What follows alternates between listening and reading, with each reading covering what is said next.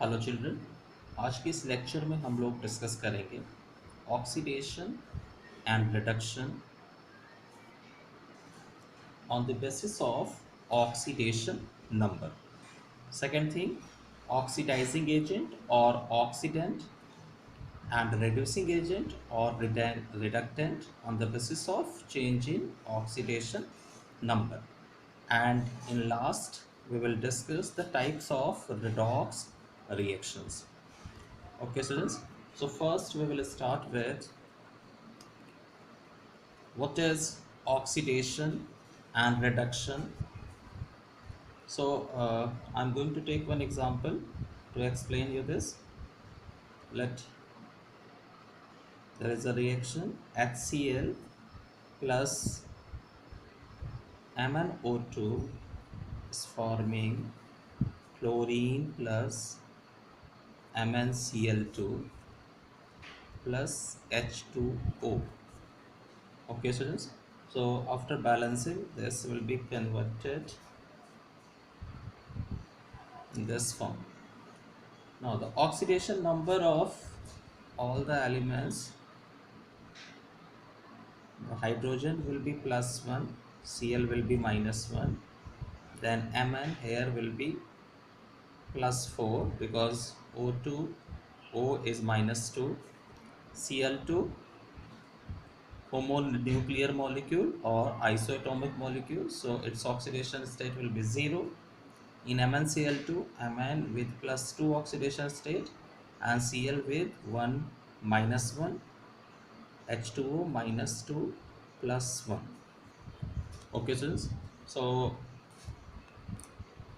इस रिएक्शन में सभी एटम्स की ऑक्सीडेशन स्टेट निकाल लिया है।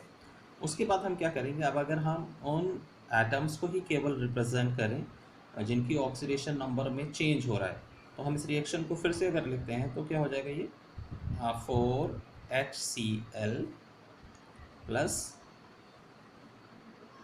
MnO2 forming Cl2 plus MnCl2 plus 2H2O। अब इस रिएक्शन में जो Cl है इसका -1 है और ये -1 से चेंज हो रहा है, यहाँ 0 फॉर्म कर रहा है, और इस रिएक्शन में इस कंपाउंड में Mn का +4 है और ये चेंज हो रहा है +2 में। ओके स्टूडेंट्स, सो ये चेंजेस यहाँ पर हो रहे हैं। तो आप देख रहे हो कि Cl का जो ऑक्सीडेशन स्टेट है वो -1 से 0 हो रहा है। सो -1 से 0 Cl का oxidation state mean oxidation numbers में इंक्रीज हो रहा है। So increase in oxidation number is oxidation. Okay students, increase in oxidation number is oxidation. So my Cl to Cl2 -1 से ऑक्सीडेशन स्टेट कन्वर्ट हुआ 0 में, increase in oxidation number, so it is oxidation. और जो दूसरा change हो रहा है उसमें क्या हो रहा है, उसमें Mn जो है वो +4 ऑक्सीडेशन स्टेट से कन्वर्ट हो रहा है +2 ऑक्सीडेशन स्टेट में। तो यहाँ पर क्या हो रहा है, डिक्रीज हो रहा है ऑक्सीडेशन नंबर्स में, so it will be reduction. ठीक है students, so oxidation increase in oxidation number, reduction decrease in oxidation number. अब हम बात करते हैं oxidising agent and reducing agent की। तो आपको याद रखना है, जिस केमिकल यूनिट का ऑक्सीडेशन हो रहा है, जिस केमिकल यूनिट का ऑक्सीडेशन हो रहा है वो रिड्यूसिंग एजेंट होगा। तो यहाँ पर क्या हो रहा है, इस रिएक्शन में HCl का ऑक्सीडेशन हो रहा है Cl2 में, HCl का ऑक्सीडेशन हो रहा है Cl2 में। तो जो HCl है ये रिड्यूसिंग एजेंट हो जाएगा, जिसका ऑक्सीडेशन हो रहा है वो रिड्यूसिंग एजेंट हो जाएगा। तो ये रिड्यूसिंग एजेंट हो जाएगा, रिड्यूसिंग एजेंट, या हम इसे क्या लिखते हैं, रिड्यूसिंग एजेंट या रिडक्टेंट, तो ये रिड्यूसिंग एजेंट या रिडक्टेंट हो जाएगा। और MnO2 का MnCl2 में रिडक्शन हो रहा है, तो जिसका रिडक्शन होता है वो ऑक्सीडाइजिंग एजेंट होता है। वो क्या होता है? Oxidising agent. सो MnO2 क्या है यहाँ पर? ऑक्सीडाइजिंग एजेंट, या हम इसे क्या कहेंगे? ऑक्सीडेंट। ओके स्टूडेंट्स, तो आपको ध्यान रखना है कि जिस केमिकल यूनिट का ऑक्सीडेशन हो रहा है वो रिड्यूसिंग एजेंट होगा रिएक्शन में, और जिसका रिडक्शन हो रहा है वो ऑक्सीडाइजिंग एजेंट होगा। ठीक है स्टूडेंट्स, तो ऑक्सीडेशन नंबर के बेसिस पर oxidation and reduction and oxidising agent and reducing agent find out करने के लिए हमें क्या करना होगा? पहले गिवन रिएक्शन में, गिवन इक्वेशन में जो रिलेटेड यूनिट्स हैं उनमें सभी एटम्स की ऑक्सीडेशन नंबर्स फाइंड आउट करनी होगी। फिर जिन यूनिट्स की ऑक्सीडेशन नंबर में चेंज हो रहा है उन्हें हमें निकालना होगा, और उस ऑक्सीडेशन नंबर में चेंज के बेसिस पर जिनकी ऑक्सीडेशन नंबर में इंक्रीज होगा, ऑक्सीडेशन नंबर में इंक्रीज होगा, वहाँ पर ऑक्सीडेशन हो रहा होगा, और जहाँ पर ऑक्सीडेशन नंबर में डिक्रीज होगा वहाँ पर रिडक्शन हो रहा होगा। ओके, और जिस केमिकल यूनिट का ऑक्सीडेशन होगा, जिस केमिकल यूनिट का ऑक्सीडेशन होगा वो क्या होगा? वो रिड्यूसिंग एजेंट होगा। यहाँ पर HCl का ऑक्सीडेशन हो रहा है Cl2 में, तो HCl क्या है? रिड्यूसिंग एजेंट है। और MnO2 का रिडक्शन हो रहा है MnCl2 में, तो MnO2 क्या हो गया? ऑक्सीडाइजिंग एजेंट या ऑक्सीडेंट हो गया। इस तरह से हम यहाँ पर इन रिएजेंट्स को या ऑक्सीडेशन रिडक्शन को बताएंगे। अब कुछ और एग्जांपल्स डिस्कस करते हैं with the help of the book. तो नेक्स्ट एग्जांपल में क्या हो रहा है? नेक्स्ट एग्जांपल में क्या हो रहा है? FeCl3 plus H2S is forming FeCl2 plus HCl plus S। सो यहाँ पर FeCl3 में Fe का जो ऑक्सीडेशन स्टेट है वो +3 है, और ये चेंज हो रहा है +2 में। तो +3 से +2 decrease in oxidation number mean reduction. Okay, तो FeCl3 का रिडक्शन हो रहा है, यानी कि FeCl3 क्या है? ऑक्सीडाइजिंग एजेंट है। और H2S जो है वो कन्वर्ट हो रहा है S में। H2S में S का ऑक्सीडेशन स्टेट कितना है? -2, और S में S का ऑक्सीडेशन कितना है? 0। तो increase in oxidation number, so this will be oxidation and H2S will be reducing agent. Okay students, H2S will be reducing agent. तो जिसका ऑक्सीडेशन हो रहा है वो रिड्यूसिंग एजेंट होगा, और जिसका रिडक्शन हो रहा है वो ऑक्सीडाइजिंग एजेंट होगा। इसी तरह से ये जो नेक्स्ट रिएक्शन दे रखा है पोटेशियम आयोडाइड के साथ क्लोरीन का, तो पोटेशियम आयोडाइड में आयोडीन का जो ऑक्सीडेशन नंबर है वो -1 है, और वो कन्वर्ट हो रहा है 0 में। सो -1 to 0 increase in oxidation number, so it will B oxidation.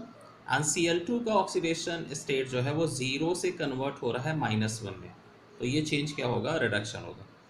तो Cl2 का रिडक्शन हो रहा है Cl- में, इसलिए Cl2 क्या है यहाँ पर? ऑक्सीडाइजिंग एजेंट होगा, और Ki क्या होगा? रिड्यूसिंग एजेंट होगा। ओके स्टूडेंट्स, अब आते हैं नेक्स्ट कुछ एग्जांपल्स में। यहाँ पर कॉपर आयन है दे रखा है आपको, copper ion plus iodide ion form कर रहे हैं copper iodide CuI, which is a cuprous iodide plus iodine. तो कॉपर में +2 ऑक्सीडेशन स्टेट है, और यहाँ पर CuI में Cu का ऑक्सीडेशन स्टेट कितना है? +1। ओके, सो +2 से चेंज हुआ है +1, तो क्या हो गया? Decrease in oxidation number, reduction. अब कॉपर आयन का यहाँ ऑक्सीडेशन स्टेट +2 क्यों है? क्योंकि कॉपर आयन है जो 2+ चार्ज कैरी कर रहा है, इसलिए उसका ऑक्सीडेशन स्टेट क्या होगा? +2 होगा, equals to number of charges. Okay students, और नेक्स्ट चेंज में क्या हो रहा है? I- कन्वर्ट हो रहा है I2 में, तो I- में I का ऑक्सीडेशन स्टेट कितना होगा? -1, और I2 में I का 0 होगा, तो -1 to 0 increase in oxidation number, so this will change will be oxidation, and I- will be a reducing agent or reductant. Okay students, तो जब हम आयनिक रिएक्शंस को लिखते हैं और उनमें जो रिलेटेड आयन्स हैं उनका ऑक्सीडेशन स्टेट लिखते हैं, तो हम ब्रैकेट का यूज़ करते हैं। कैसे बच्चों? जैसे कि Cu2 प्लस है, तो Cu2 प्लस में जब हम ऑक्सीडेशन नंबर दिखाएंगे तो हम इसके जो चार्जेस हैं Cu2 प्लस के उसको ब्रैकेट के बाहर कर देंगे और ऑक्सीडेशन नंबर को हम राइट हैंड साइड ये ऐसे करके शो कर देते हैं। ठीक है स्टूडेंट्स, तो आउटसाइड ऑफ द ब्रैकेट हम वैलेंसी चार्जेस को दिखाएंगे और यहाँ पर inside the bracket right hand side oxidation state या ऑक्सीडेशन नंबर को शो करते हैं। तो ये जो है ना, इन दोनों के बीच में कन्फ्यूज़न को दूर करने के लिए हम ब्रैकेट का यूज़ करते हैं। ओके स्टूडेंट्स, जैसे कि I माइनस है तो I माइनस है तो I माइनस, तो हमने 1 माइनस बाहर कर दिया, ये चार्ज हो गया, और -1 क्या हो गया? ऑक्सीडेशन स्टेट हो गया। तो इस तरह से हम लिखते हैं इसे। ठीक है, तो यहाँ पर और बहुत सारे एग्जांपल्स दे रखे हैं, आप उनको भी समझ सकते हैं इसी बेसिस पर। जैसे कि यहाँ पर दे रखा है एक example, magnesium plus sulphur dioxide is forming magnesium oxide plus sulphur. तो मैग्नीशियम का ऑक्सीडेशन स्टेट यहाँ पर क्या है? 0 है। और यहाँ पर जो मैग्नीशियम ऑक्साइड में मैग्नीशियम का ऑक्सीडेशन स्टेट कितना है? +2। सल्फर का यहाँ पे +4 है और यहाँ पर क्या है? 0 है। तो मैग्नीशियम जो है वो 0 ऑक्सीडेशन स्टेट से +2 में कन्वर्ट हुआ, यानी मैग्नीशियम का मैग्नीशियम आयन में ऑक्सीडेशन हो रहा है। ओके, यहाँ पे मैग्नीशियम टू मैग्नीशियम ऑक्साइड, यानी मैग्नीशियम से मैग्नीशियम ऑक्साइड फॉर्मेशन क्या है? ऑक्सीडेशन है। एंड +4 सल्फर से sulphur with 0 oxidation state, it will be reduction. Okay students, तो हम इस तरह से इन स्टेजेस को देख सकते हैं। इसके बाद हम बात करते हैं टाइप ऑफ केमिकल रिएक्शंस की on the basis of redox reactions. तो रेडॉक्स रिएक्शंस के टाइप्स हम डिस्कस करेंगे यहाँ पर। तो फर्स्ट जो टाइप है रेडॉक्स रिएक्शन का वो है कॉम्बिनेशन रिएक्शंस और एडिशन रिएक्शंस। इन रिएक्शंस में क्या होता है कि रेडॉक्स ऑक्सीडेशन रिडक्शन तो होगा ही इनमें, बट ये कॉम्बिनेशन रिएक्शंस होंगी। तो such combination reactions which are showing redox mean oxidation and reduction both are known as redox combination reactions. Okay students, so in combination reactions more than one reactant join together forming one product. Okay, for example carbon plus oxygen forming carbon dioxide. So oxidation state of carbon is 0, here of oxygen is also 0. Carbon यहाँ पर free state में है इसलिए इसका oxidation state 0 है, atomic state और free state. और oxygen iso atomic molecule है इसलिए इसका ऑक्सीडेशन स्टेट क्या है? 0। तो कार्बन 0 ऑक्सीडेशन स्टेट से +4 हुआ, तो ये कन्वर्सन क्या हो गया? ऑक्सीडेशन। एंड O2 जो है वो 0 ऑक्सीडेशन स्टेट से -2 हो गया, तो यहाँ से ये कन्वर्सन क्या हुआ? रिडक्शन।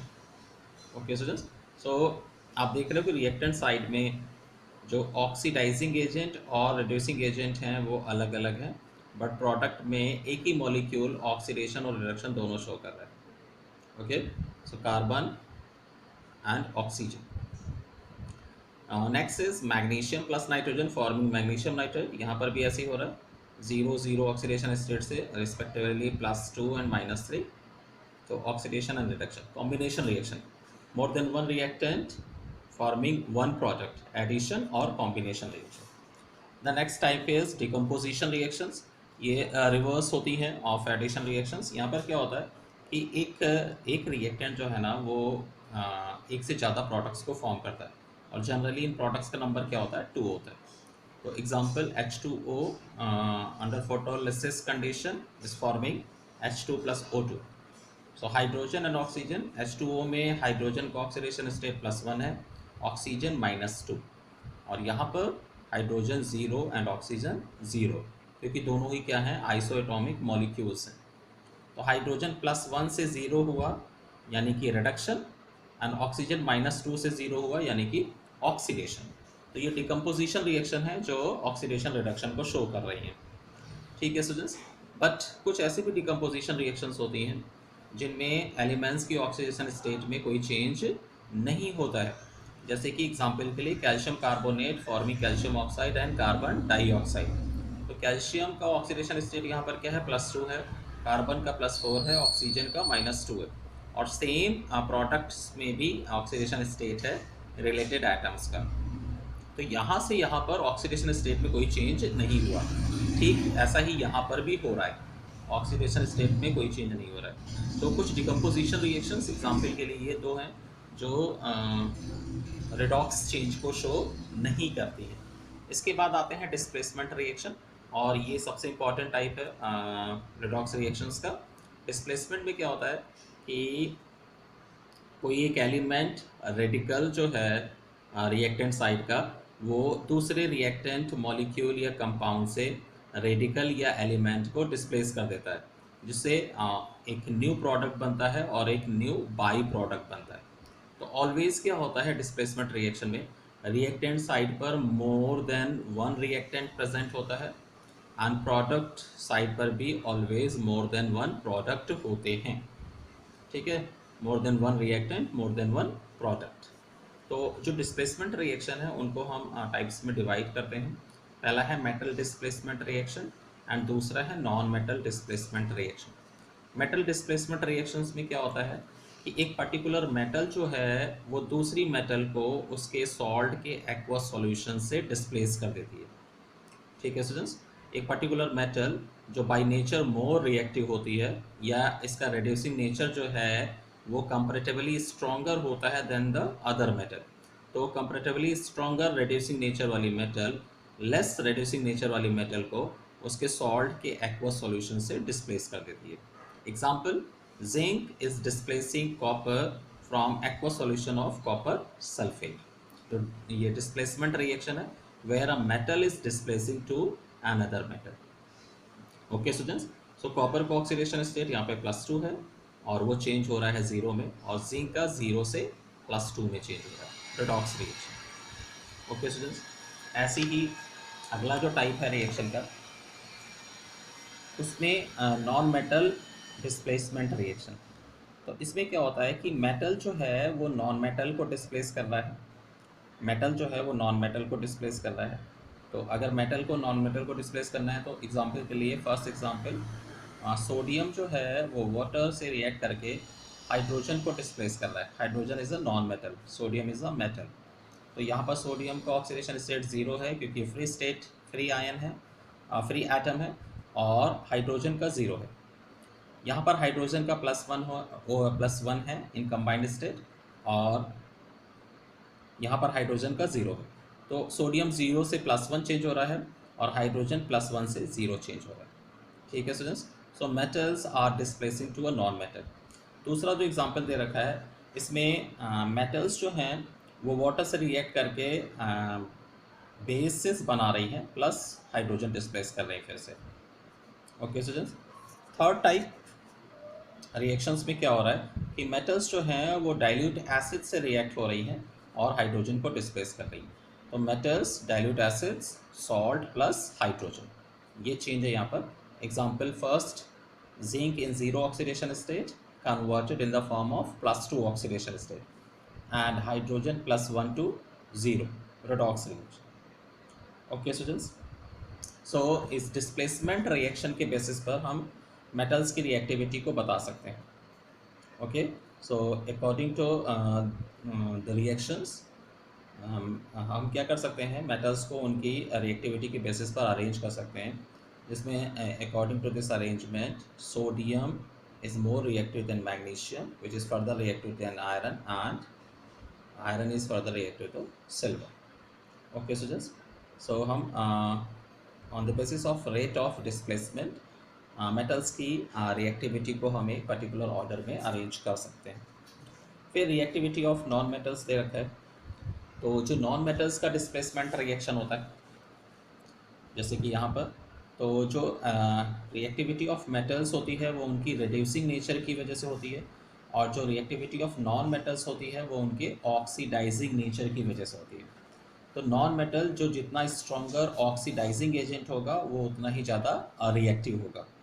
तो स्ट्रॉन्गर ऑक्सीडाइजिंग एबिलिटी वाला जो नॉन मेटल है वो लेस ऑक्सीडाइजिंग एबिलिटी वाले नॉन मेटल को उसके सॉल्ट के एक्वस सॉल्यूशन से डिस्प्लेस कर देगा।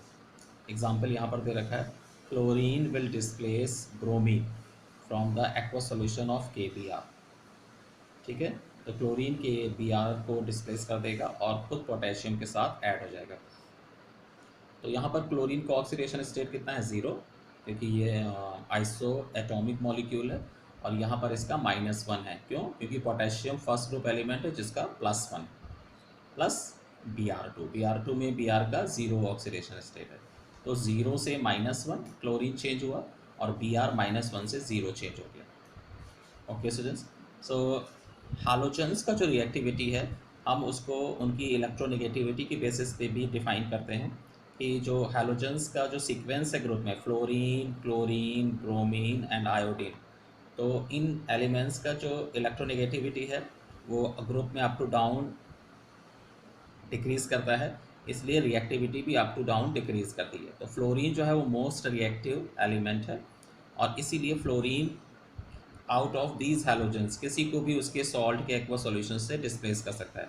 बट क्लोरीन जो है वो फ्लोरीन को डिस्प्लेस नहीं कर सकता है, लेकिन क्लोरीन ब्रोमीन को डिस्प्लेस कर सकता है या क्लोरीन आयोडीन को भी डिस्प्लेस कर सकता है। ब्रोमीन जो है वो आयोडीन को ही केवल डिस्प्लेस कर सकता है। ओके, क्योंकि जो रिएक्टिविटी है वो अप टू डाउन ग्रुप में क्या हो रही है, डिक्रीज कर रही है।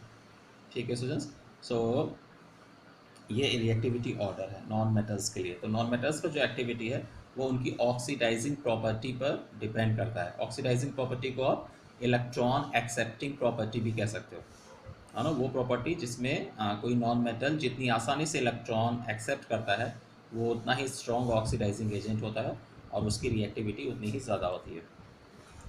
देन इसके बाद जो भी डिस्कशन हम लोग कर रहे थे उसी के बेसिस पर कुछ आपको यहाँ पर फैक्ट्स दे रखे हैं, some facts about halogen displacement reaction. तो इसमें जो है फ्लोरीन जो है वो किसी भी हैलोजन को डिस्प्लेस कर सकता है। फर्स्ट ये जो आपको 3 एग्जांपल्स दे रखे हैं, क्लोरीन जो है वो ब्रोमीन और आयोडीन को केवल डिस्प्लेस कर पाएगा, जबकि आयोडीन जो है जबकि ब्रोमीन जो है वो आयोडीन को डिस्प्लेस कर पाएगा। और ये जो दूसरा रिएक्शन दे रखा है, iodine is reacting with NaCl, no reaction. क्यों यहाँ रिएक्शन नहीं होगा?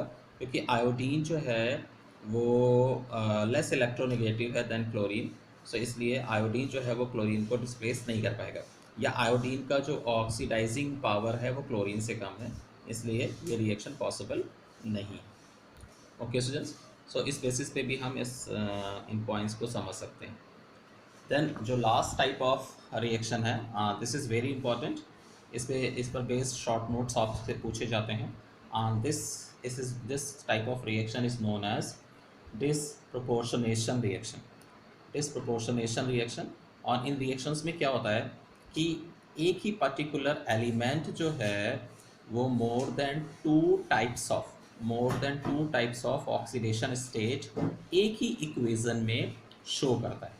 तो जब कोई पर्टिकुलर एलिमेंट एक ही इक्वेशन या रिएक्शन में more than 2 type and generally 3 type of different oxidation state show करता है, तो इन रिएक्शंस या इक्वेशंस को हम क्या कहते हैं, डिसप्रोपोर्शनेशन रिएक्शंस कहते हैं। एग्जाम्पल के लिए यहाँ पर देखिए आप, H2O2 जो है वो डिकम्पोज होने पर H2O एंड O2 फॉर्म करता है। तो H2O2 एक परऑक्साइड है और परऑक्साइड में जो ऑक्सीजन का ऑक्सीडेशन स्टेट होता है वो -1 होता है। H2 एक कंपाउंड है और यहाँ पर ऑक्सीजन अपनी जनरल ऑक्सीडेशन स्टेट -2 शो करता है, जबकि O2 जो है एक आइसो एटॉमिक मॉलिक्यूल है और इसलिए यहाँ पर ऑक्सीजन का ऑक्सीडेशन स्टेट क्या होगा, 0 होगा। तो इस पर्टिकुलर रिएक्शन में हमें ऑक्सीजन की 3 डिफरेंट ऑक्सीडेशन स्टेट्स देखने को मिल रही हैं। तो ऐसी रिएक्शंस को हम क्या कहते हैं, डिसप्रोपोर्शनेशन रिएक्शन कहते हैं। ठीक है, उसके बाद कुछ और भी एग्जांपल्स आपको दे रखे हैं, जैसे कि यहाँ पर Cl2 का ऑक्सीडेशन स्टेट 0 है, इस आयन में Cl जो है -1 स्टेट में है, +1 स्टेट में है, और यहाँ पर Cl जो है वो -1 स्टेट में है। तो 3 डिफरेंट ऑक्सीडेशन स्टेट्स हो गई और ये डिसप्रोपोर्शनेशन रिएक्शन का एग्जाम्पल हो गया। ये रिएक्शन बहुत ही इंपॉर्टेंट भी है आपके लिए आगे। This is also very important, ये सब हमें डिस्कस करना है, this is also very important. तो ये रिएक्शंस बहुत ही इंपॉर्टेंट है क्योंकि इन पर बेस्ड हमें इनकी बैलेंसिंग को डिस्कस करना पड़ेगा। Okay students, so this much for today in this lecture, thank you.